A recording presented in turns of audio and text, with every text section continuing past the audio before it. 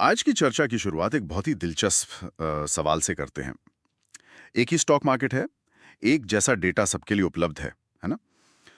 तो फिर तो फिर ऐसा क्यों होता है कि कुछ लोग करोड़ों कमा लेते हैं और कुछ हमेशा घाटे में रहते हैं? ये एक बहुत ही फंडामेंटल सवाल है हम्म। और इसका जवाब भी उतना ही गहरा है। और इसी सवाल का जवाब हमें मिलता है पराग पारिक की किताब value investing and behavioural finance में। आज हम इसी किताब के जो मुख्य विचार हैं, उन्हें समझने की कोशिश करेंगे। हमारा मकसद ये जानना है कि सफल निवेश सिर्फ नंबरों का खेल नहीं है। बिल्कुल नहीं, ये मानसिकता और व्यवहार का खेल ज्यादा है। हाँ। और ये समझना बहुत जरूरी है कि ये किताब दो बहुत शक्तिशाली सिद्धांतों को जोड़ती है। हम्म। एक तो वैल्यू इन्वेस्टिंग और दूसरा बिहेवियरल फाइनेंस। अच्छा। मतलब हम सिर्फ निवेश के फॉर्मूले नहीं समझेंगे, बल्कि ये भी जानेंगे कि वित्तीय फैसले लेते समय इंसान का दिमाग वो कैसे काम करता है। और उसकी भावनाएं कैसे उस पर हावी हो जाती हैं। बिल्कुल। तो चलिए फिर सीधे मुद्दे पर आते हैं। किताब में एक निवेशक की कहानी है।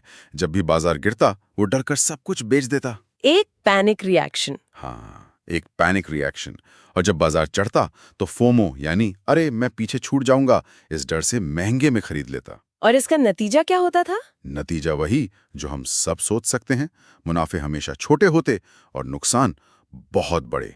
एक दिन उसने कहा, बाजार मेरे खिलाफ है। ये बहुत ही आम भावना है। लोगों को लगता है बाजार उनके खिलाफ कोई साजिश कर रहा है। लेकिन सच तो ये था कि बाजार उसके खिलाफ था ही नहीं। उसकी अपनी साइकोलॉजी, उसकी अपनी सोच उसके खिलाफ थी। और यहीं से किताब का पहला और सबसे महत्वपूर्ण सिद्धांत सामने आता है कि निवेशक का सबसे बड़ा दुश्मन कोई और नहीं, बल्कि उसकी अपनी सोच है, उसका अपना डर, उसका लालच और जल्दबाजी में लिए गए गलत फैसले। वही उसकी हार का कारण बनते हैं। तो ये बिहेवियरल फाइनेंस का मतलब मूल आधार है। हाँ, यही उसका मूल आधार है। पराग पारिक के अनुसार असली मुकाबला बाजार में दूसरे लोगों से है ही नहीं। तो फिर किससे है? असली मुकाबला है अपने अंदर बैठे इन दुश्मनों से। जब तक कोई निवेशक अपने इमोशंस को कंट्रोल करना नहीं सीखता, तब तक वो बाजार में सफल नहीं हो सकता। ये तो बहुत गहरी बात है।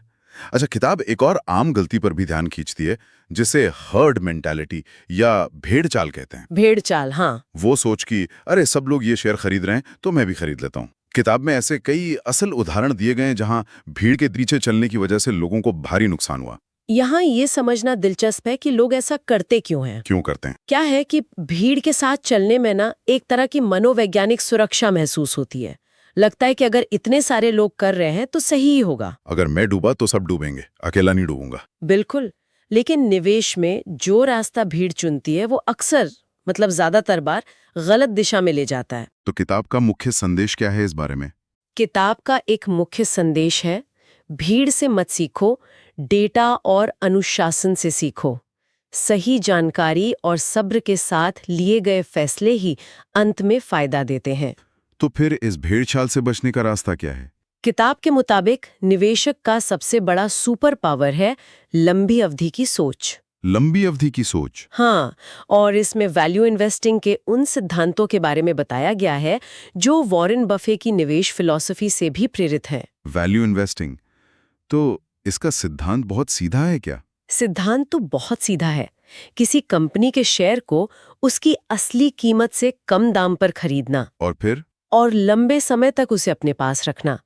बाजार में रोज उतार चढ़ाव आते हैं, ट्रेंड्स बदलते रहते हैं, लेकिन अगर किसी ने एक अच्छी मजबूत कंपनी में सही कीमत पर निवेश किया है तो लंबे समय में उसे फायदा होने की संभावना बहुत बढ़ जाती है। तो वैल्यू इन्वेस्टिंग हर ट्रेंड से ऊपर है। हाँ, बिल्कुल। लेकिन इसके लिए सही मानसिकता यानी धैर्य और अनुशासन की जरूरत होती है। धैर्य और अनुशासन, ये शब्द बार बार आ रहे हैं। क्योंकि यही सबसे जरूरी है। किताब कुछ व्यावहारिक पक्षपातों का भी जिक्र करती है, जैसे एंकरिंग, लॉस अवर्जन और कंफर्मेशन बायस।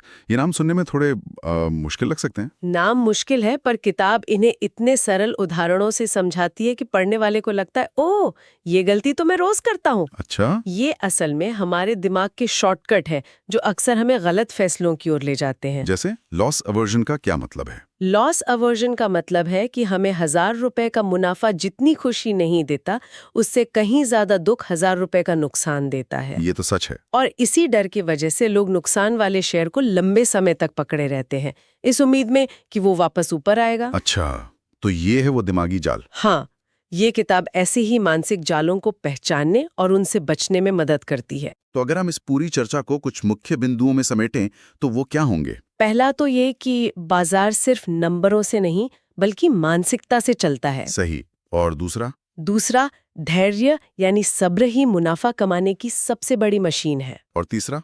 ये कि जो अपनी भावनाओं पर काबू पा लेता है वही संपत्ति बना पाता है। और आखिरी कि वैल्यू इन्वेस्टिंग का सिद्धांत हर दौर में कारगर है, बस सही सोच की जरूरत है। हाँ, और यहाँ सबसे बड़ी और गहरी बात ये निकल कर आती है कि बाजार को हराने से पहले हमें अपनी सोच को हराना पड़ता है। वाह, ये किताब असल में यही करना सिखाती है।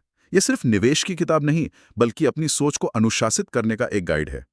तो ये स्पष्ट है कि निवेश सिर्फ गणित नहीं बल्कि मनोविज्ञान का क्षेत्र भी है। बहुत ज्यादा। ये किताब उन सभी के लिए एक रोड मैप की तरह है जो बाजार में बार बार नुकसान झेल रहे हैं या जिनके फैसलों पर भावनाएं हावी हो जाती हैं। ये आपके निवेश करने की पूरी साइकोलॉजी को, आपके सोचने के तरीके को रीसेट कर सकती है। बिल्कुल। यहाँ एक विचार मन में आता है जो इस चर्चा को और भी आगे ले जाता है। क्या?